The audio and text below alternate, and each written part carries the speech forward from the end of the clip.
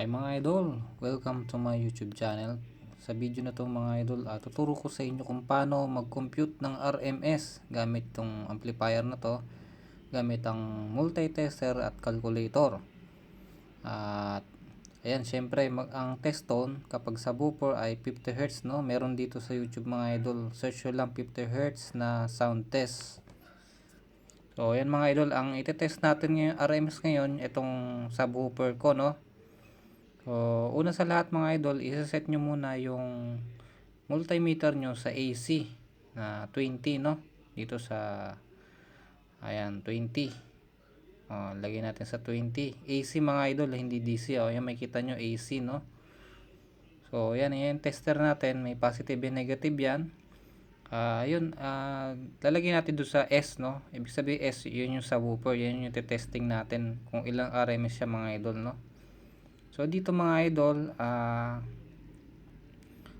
ayan, inayos ko muna mga idol, no. So yung negative to negative yan mga idol, no. Huwag niyo pagbabaliktarin yung polarity, no.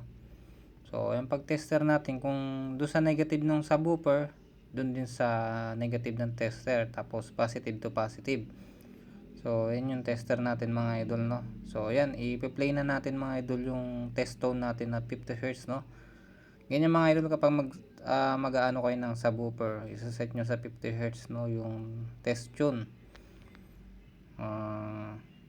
Yan. So yan, pa-play natin mga idol. So una, wag nyo muna, hinaan nyo muna mga idol yung volume, no. So yan, tas unti-unti natin ilalakas kung ano yung pinakasagad nya. So yan, sinet na natin yung tester natin dito. Ayan. So, ganoon din sa mga malalaking amplifier ng mga idol, may negative positive doon. Doon sa likod, sa mismong pinagsasaksakan ng speaker, doon yung isasaksak yung multimeter natin. So, yan, mahina pa yun mga idol dahil 7 lang yung basa niya, no? 7 AC, no? So, mahina pa yung voltahe niya.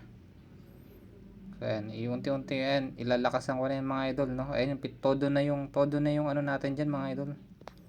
Tinodo ko na yan, yung volume. Tapos kung nakita nyo, nasa 10, 9 yung basa niya, no? So, yan. Tingnan natin mga idol yung pinaka-final niya. So, yan. 10, 9 lang talaga. So, ang gagawin natin mga idol,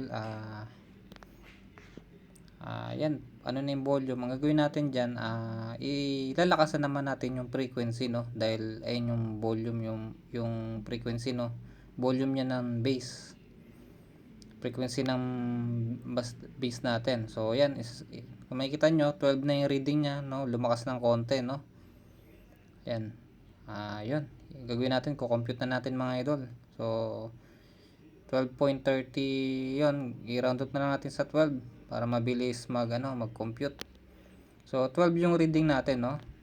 Gagawin natin, ita times lang din natin siya sa 12, no. Kung ano yung reading nyo, 12 times 12, no. Kung iba yung lumabas, for example, 15 times 15. So, next, i-divide natin sa ohms. So, dahil 4 ohms yun, mga idol, yan, 4 ohms yung input na yan ng subwoofer ay divide 4. So, ayan yung pinakalalabasan mga idol, 36 watts. Kung 8 ohms naman, 12 times 12, di-divide naman natin sa 8. Kasi 8 ohms, no? Yan. So, 18 watts lang, no? So, yun. Pag 8 ohms lang yung speaker, mababang watts lang yung ilalabas ng amplifier. So dito mga idol, dahil yung adapter ko mababa lang mga idol, no, 12 volts tapos 5 ampere. So pag tinimes mo yan, for example, ulit mali na-divide natin. So kung 12 volts times natin sa 5 yung amplifier natin, yung power adapter natin 60 watts lang yun, no. So hindi nalalakpas yan mga idol, kaya medyo mahina yung bato. Hanggang 100 watts to yung output ng subwoofer dito. Yung amplifier na to hanggang 100 watts yung kaya niya. Ito yung MT21, no.